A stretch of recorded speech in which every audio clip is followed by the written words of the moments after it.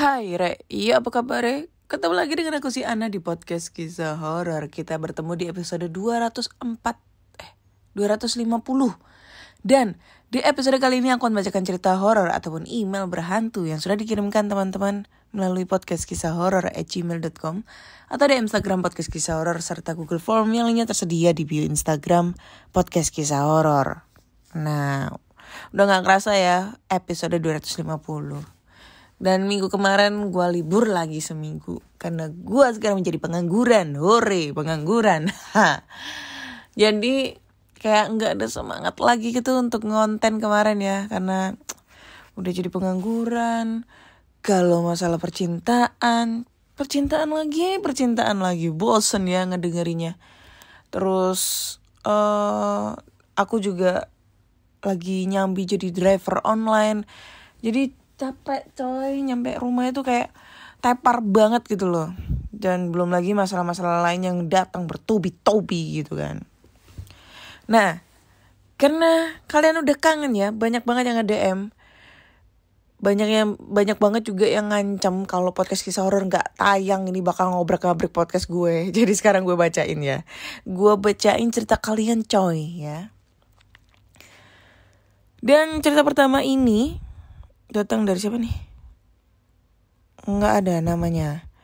Jadi langsung kita bacain. Judulnya adalah Kisah Misteri Warung di Santet. Bagi orang-orang yang lewat, warungnya seolah tutup terus. Jika ada yang mau beli, tiba-tiba nggak jadi. Sangat aneh. Banyak orang tega melakukan tindakan jahat, termasuk menggunakan cara halus, demi melihat orang yang mereka benci hidupnya menderita. Misalnya dalam bisnis, kita sering mendengar kisah ilmu hitam yang dikirim ke pesaing sehingga bisnis pesaing tersebut terpengaruh dan akhirnya bangkrut. Hal itulah yang dialami sebuah keluarga yang ada di dekat kota saya. Membagikan pengalaman goib keluarganya. Warung mereka yang didirikan ibunya mendapatkan kiriman ilmu hitam dari orang yang dengki dengan bisnis keluarganya itu. Jadi, keluarga Pak Harto, sebut nama samaran ya, aduh belibet. Ketika membuka bisnis warung makan di sekitar rumahnya, berjualan nasi uduk di depan sekolah keluarganya. Termasuk keluarga yang biasa-biasa aja nih mereka. Ayahnya atau Pak Hartonya bekerja dengan gaji tak seberapa. Sementara istrinya berjualan nasi uduk depan sekolah. Awalnya belum banyak pelanggan. Tapi setelah tahu nasi uduk istrinya ternyata enak, banyak orang yang membelinya. Hampir setiap hari. Di tempat istrinya berjualan itu tidak banyak orang yang berjualan. Mungkin hanya 2-3 warung makan saja. Sebenarnya Ibu Harto bukan membuka warung makan, tapi semacam booth hamburger gitu kan di pinggir jalan. Meski begitu, orang terus datang dan langsung bungkus nasi uduk untuk dibawa pulang. Awalnya jualannya laris. Tapi lama-lama sepi. Setiap hari masakan Bu Harto ini selalu laku dan habis terjual. Jikapun ada sisa, tapi itu juga tinggal sedikit. Bu Harto mulai jualan nasi uduk saat anaknya itu masih duduk di kelas 1 SMA. Namun mulai kelas 3, ada beberapa peristiwa aneh yang menimpa jualan Bu Harto. Dia teringat ucapan teman-temannya saat melewati warung nasi makannya. Hari itu teman-temannya bilang jika warungnya itu tutup dan tidak ada orang yang menjaganya. Padahal anaknya Bu Harto mampir ke warung ibunya sebelum berangkat sekolah pada pagi harinya. Jualan yang awalnya laris makin lama makin sepi. Orang mulai tidak ada yang datang sama sekali. Beberapa pembeli bahkan mengaku melihat seekor harimau di belakang warung ibunya itu. Dan satu hari sebelum buka, Bu Harto menemukan mangga busuk dalam satu kantong plastik di dalam warung. Rupa-rupanya ada yang iri dengan bisnis nasi uduk Bu Harto. Mungkin itu yang membuat orang-orang tidak bisa melihat nasi warung Bu Harto ini buka. Panggillah itu Ustadz dan warung kembali ramai selepas kejadian itu. Bu Harto minta bantuan orang untuk membersihkan warung tersebut, termasuk dengan memanggil Ustadz. Jualan Bu Harto kembali berjalan normal. Tahun-tahun setelahnya menjadi ujian berat bagi keluarga Bu Harto dan Pak Harto. Pak Harto sudah tidak lagi bekerja, sementara adiknya harus tetap sekolah. Dan anak Pak Harto, sebut saja namanya Rudi ya. Ini sudah masuk ke perguruan tinggi atau kuliah. Alhamdulillah, awal tahun 2017 ada teman Pak Harto yang menyediakan tempat jualan di depan kantor kantor apa nih? KPJ, kantor KPJ apaan? Tuh ya. Dan Bu Harto adalah penjual pertama di kawasan yang saat itu masih sepi. Saat pertama jualan, nasi uduk Bu Harto ini sangat laku keras. Terkadang nasi uduk Bu Harto sudah habis tak sampai 2 jam jualan. Awal tahun 2018, banyak yang mulai ikut berjualan di depan kantor. Dan kejadian goib saat jualan di depan sekolah sebelumnya kembali terulang. Gangguan goib setelah berjualan di depan kantor ini malah lebih parah daripada saat di depan sekolah dulu. Disiram air bekas memandikan mayat. Pelanggan mulai banyak berkurang. Kalau pelanggan ada yang datang, awalnya dia senang nih. Tapi ketika sudah sampai di tempat, jadi kayak moodnya itu berubah. Jadi gak seneng. Tapi ketika sudah sampai, itu tadi lah. Pak Harto merasa sedih dan bercerita ke temannya yang pintar melihat kejadian goib. Mereka kemudian pergi ke warung Pak Harto. Setelah membaca sesuatu, teman ayahnya melihat ada sosok mayat perempuan tengah berbaring di atas meja. Rupa-rupanya ada orang dengki dengan bisnis warung nasi uduk Pak Harto dan Bu Harto. Tidak mengherankan Bu Harto selalu melihat meja makan terlihat basah setiap kali akan buka warung. Kejadian goib itu bahkan hingga berlanjut ke rumah keluarga Pak Harto. Pak Harto sering sakit-sakitan, sedangkan Bu Harto merasa gatal yang aneh. Saat itu Bu Harto akan masak untuk jualan. Tapi tiba-tiba kakinya terasa sangat gatal sekali. Dan saat digaruk dengan kuat tidak meninggalkan bekas. Lalu adiknya Rudi mengalami kejadian lebih aneh lagi. Dia melihat sosok perempuan berbaju putih, berlumuran lumpur, berdiri dekat pintu dapur.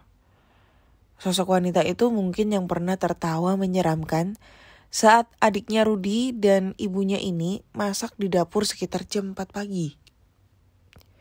Menimbang hal-hal tak masuk akal dan menyeramkan itulah, Pak Harto dan Bu Harto memutuskan untuk berhenti berjualan.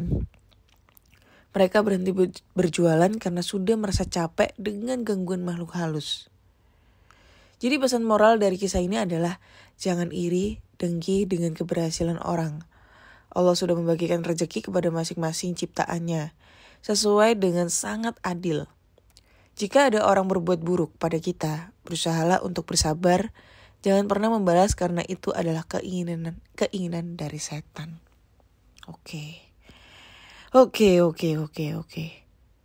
Ini ceritanya udah selesai. Serem ya. Serem banget. Ini ngingetin pada kisah tetangga gue juga ya. Jadi gue sedikit cerita juga.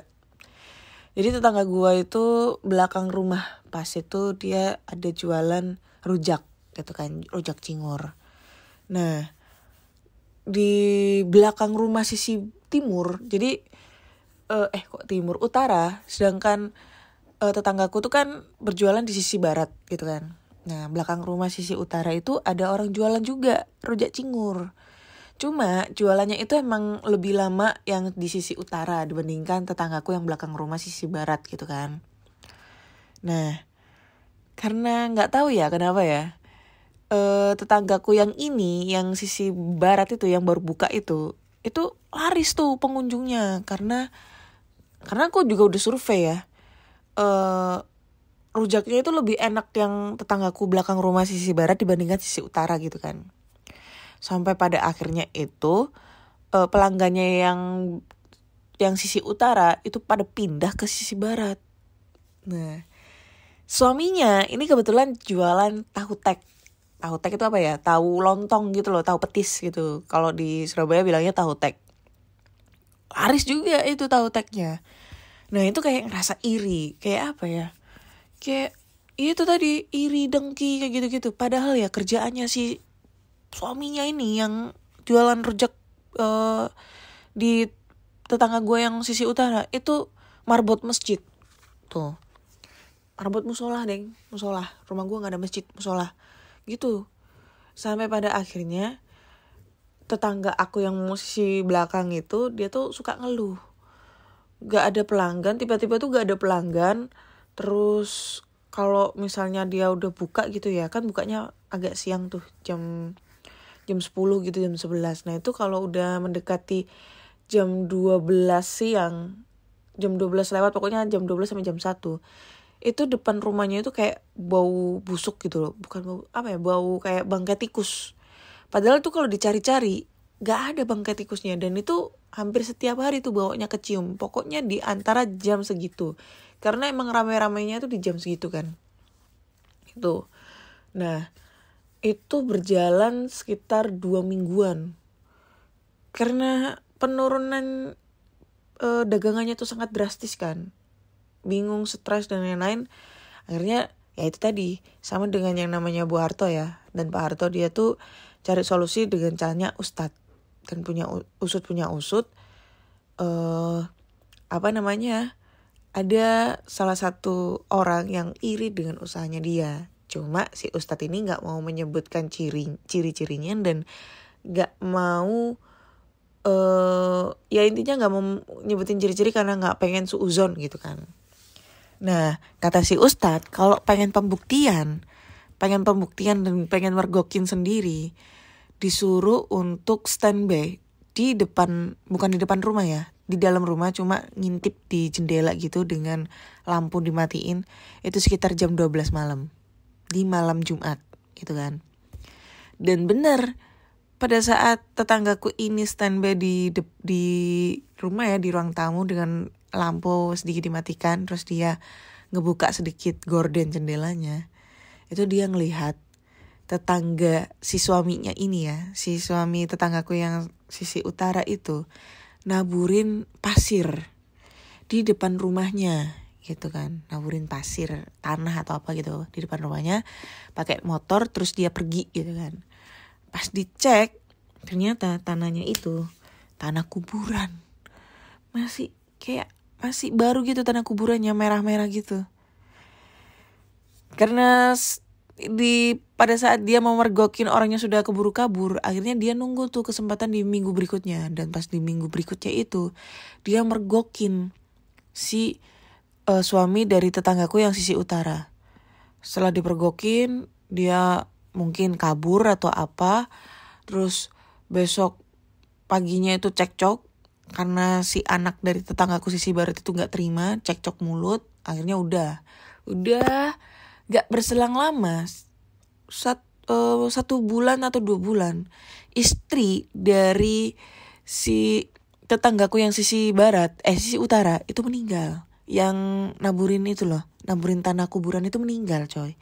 Dan meninggalnya tuh gak ada yang tahu. Maksudnya gak ada yang tahu sakit apa. Pokoknya meninggal tiba-tiba gitu loh, mendadak gitu loh. Nah itu juga sempet rame tuh, katanya tetanggaku yang ini, yang sisi barat itu dituduh kayak nyantat atau guna-guna si tetanggaku yang sisi utara itu, sehingga dia meninggal kan. Padahal gak ada terbukti kayak gitu. Dan usut punya usut, kenapa kok orangnya bisa meninggal? Karena kan aksinya ini kan ketahuan. Nah kalau aksinya ketahuan, itu berakibat salah satu dari yang si peminta untuk santet itu bakal ngalamin celaka dan bisa mengakibatkan meninggal. Kayak gitu guys.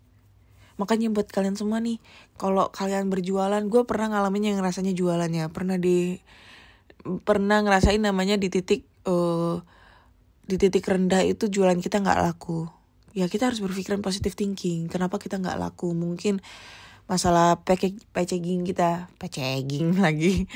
Ya kemasan kita yang nggak menarik, atau mungkin rasa atau apa segala macam. Kalau kalian jualan makanan itu kurang dan lain-lain, sehingga partner bisnis kalian itu pada nggak mau kerjasama lagi dan lain-lain gitu kan. Ya itu udah berpikiran positif aja guys, kayak gitu guys. Oke, lanjut kita ke cerita kedua ya.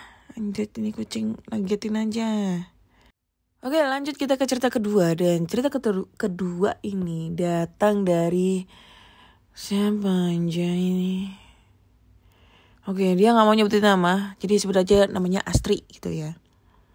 Astri adalah bendahara yang gue benci banget tuh di kerjaan gue yang lama. Oke. Judulnya adalah pengalaman horor di kamar 911. Wah. Hai Kak Ana.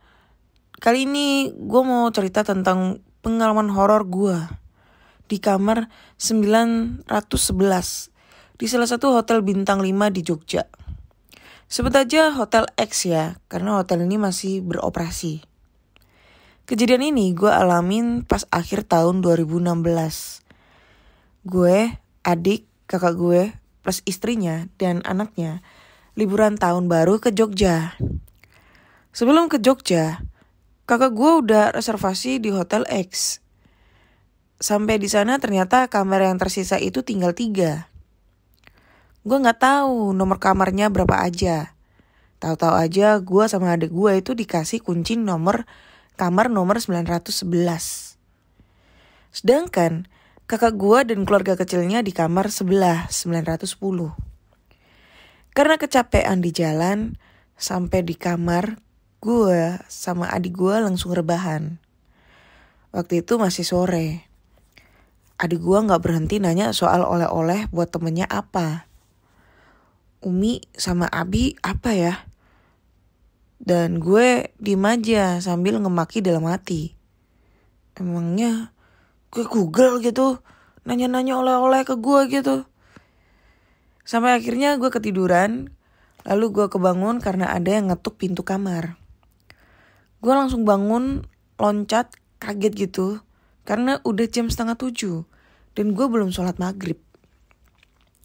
Pas gue buka pintu, gak ada siapapun di luar. Dalam hati,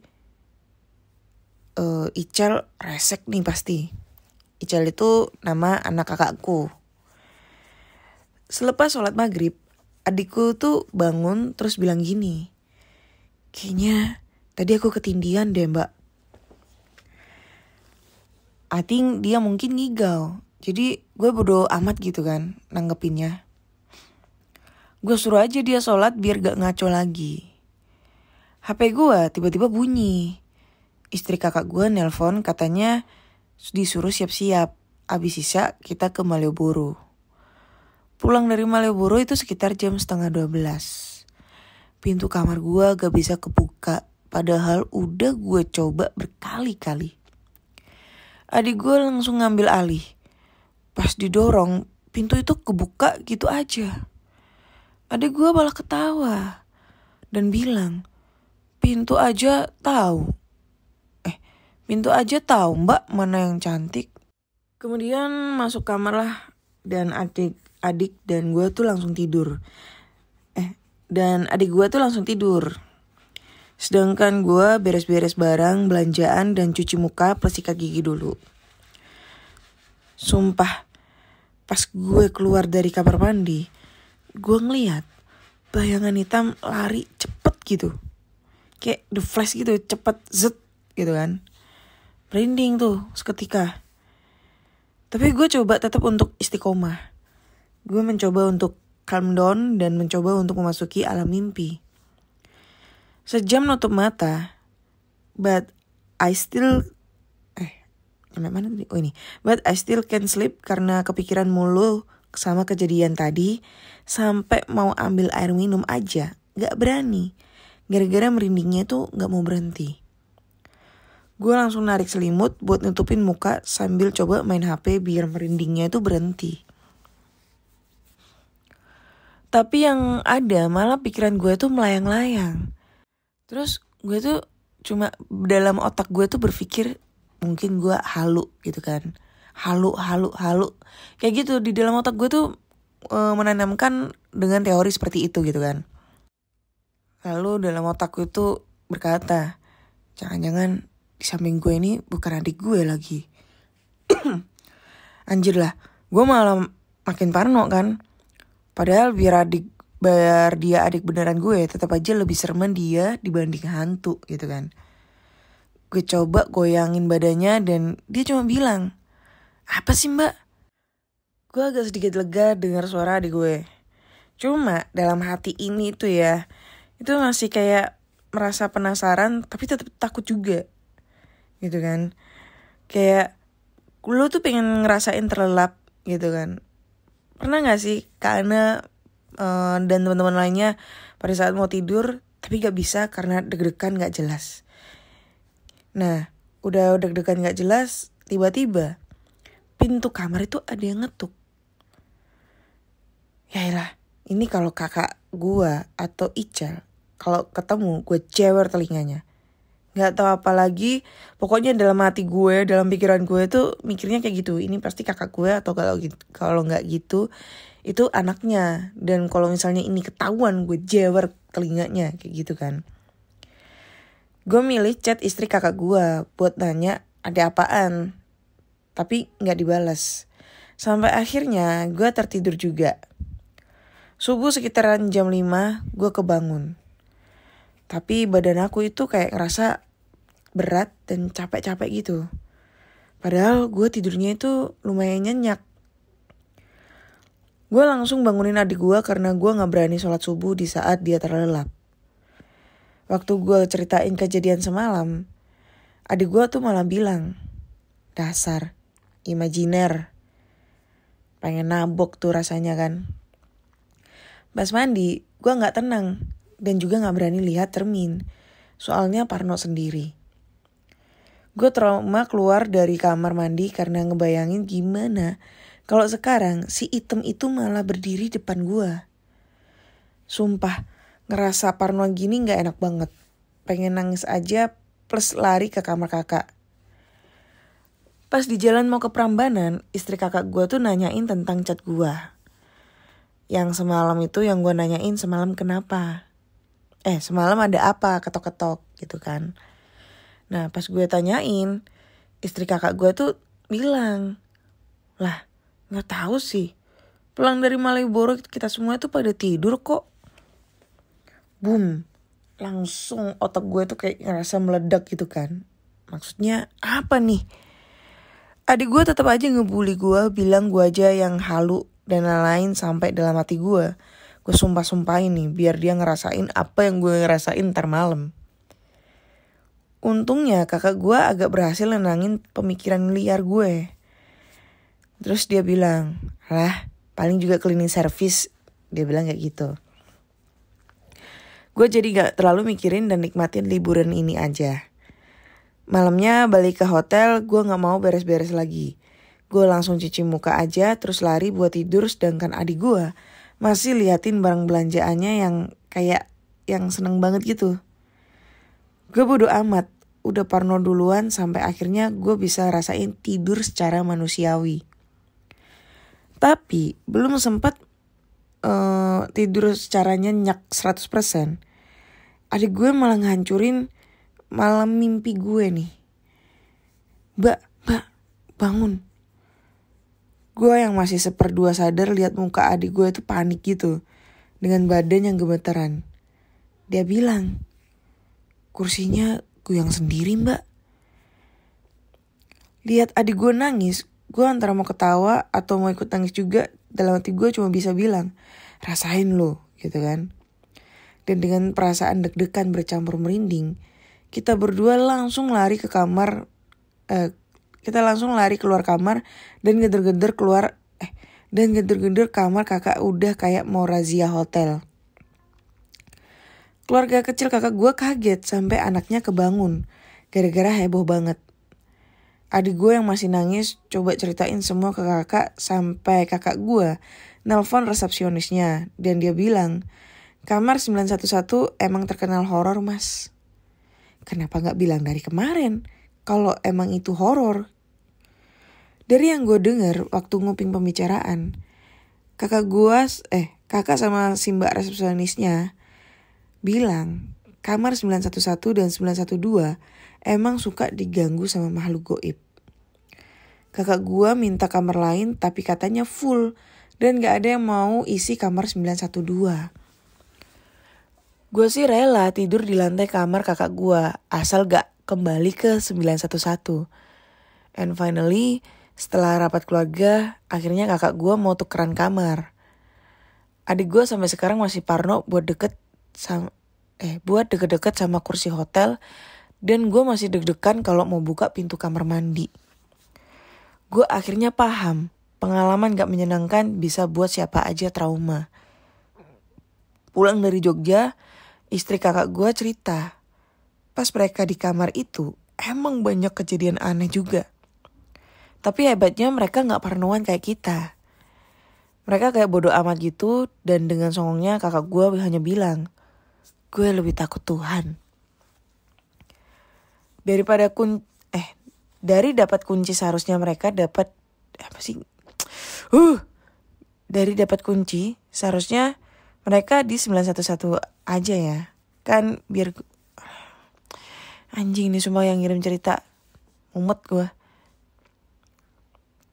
Oke. Skip. Oke.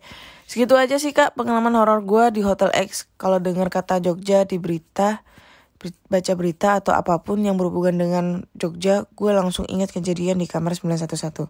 Thank you kak buat udah ngebacain cerita gue. Sorry kalau misalnya cerita gue abstrak, kata-katanya belibet dan lain-lain. Iya, emang belibet kata-kata lu. Gue pusing ngebacainnya. Dari sekian ratus gue tidak mendapatkan atau gue tidak menemukan cerita yang kata-katanya belibet gitu ya. Pusing gue ngebacainnya. Ini gue ngedapetin lagi. Dan asal kalian tahu buat teman-teman semua, gue ini ngebacainnya secara insting gue gitu kan. Gue cari-cari kata sendiri gitu supaya gak belibet.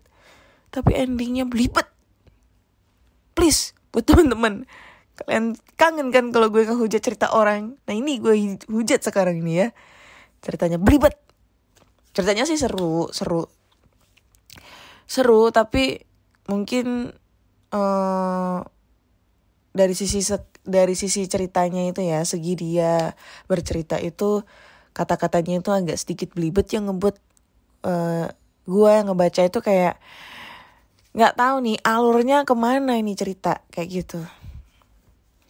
Kamar 911 dan 912 yang terkenal angker di Hotel X, Hotel Bintang 5 di Jogja. Nah, buat para pendengar podcast kisah horor yang domisili Jogja, gue emang orang Jogja, tapi gue gak pernah tahu gitu kan hotel yang mana. Hotel Bintang 5 lagi.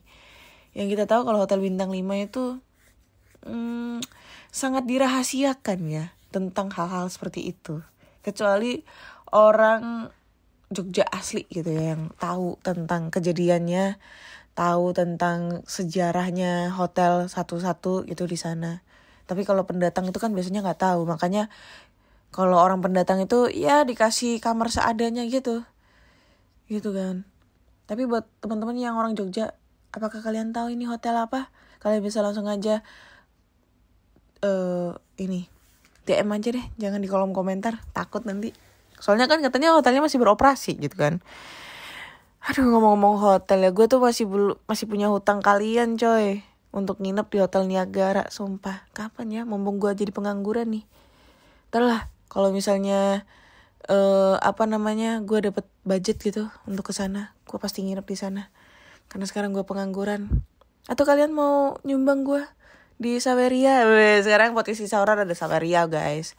Kalau kalian pengen banget nih ya, gue nginep di Hotel Niagara. Ini bukan ngemis ya, gue bukan ngemis tapi gue minta sumbangan. Sama aja ya. Enggak. Tapi kalau kalian pengen gue nginep nih di Hotel Niagara sesegera mungkin, kalian bisa langsung aja nih ya nyawer gue di Saweria, yang linknya itu ada di description, di Linktree di description Instagram podcast kisah horor. Seberapa bukan dan menyumbang itu sangat terima kasih guys, gitu kan. Siapa tahu terkumpul banyak, wah habis cerita ini launching terkumpul banyak, langsung gue nginep di sana. Ya paling nginep di sana berapa sih, 100-200 lah. Nggak tahu sih harganya berapa, nanti gue cek di Oyo. Karena kan dia kerja sama dengan Oyo ya. Nah kalau sudah gue nginep di sana, gue bakal cerita langsung live gitu ya. Gue pengen live langsung nge-podcast di sana gitu kan, menceritakan pengalaman horor. Terus podcast kisah horor juga sekarang punya TikTok nih, punya TikTok guys. Lebih ke storytelling tentang explore gue juga pengen explore lagi, cuma gue nggak pengen gue nggak pengen up di YouTube, mungkin gue bakal up di TikTok. Jadi buat kalian semua penasaran dengan TikTok gue, kalian langsung aja mampir ke TikTok gue ya, podcast kisah horor. Nanti linknya itu ada di Linktree di description Instagram podcast kisah horor gitu guys. Oke, kayaknya cukup sekian dulu di episode kali ini. Kalau kalian suka, kalian bisa langsung like dan komen. Jangan lupa kasih bintang 5 buat podcast kisah horor di Spotify. Subscribe, follow juga di Spotify dan Noise. Dan jangan lupa dengerin podcast kisah horor setiap hari Selasa, Kamis, dan Sabtu. Gue akan mencoba mulai rajin. Bacot lu anak, rajin. Tai lu. Ya gue mau pengen rajin. Dukung gue dong supaya gue rajin. Gitu guys.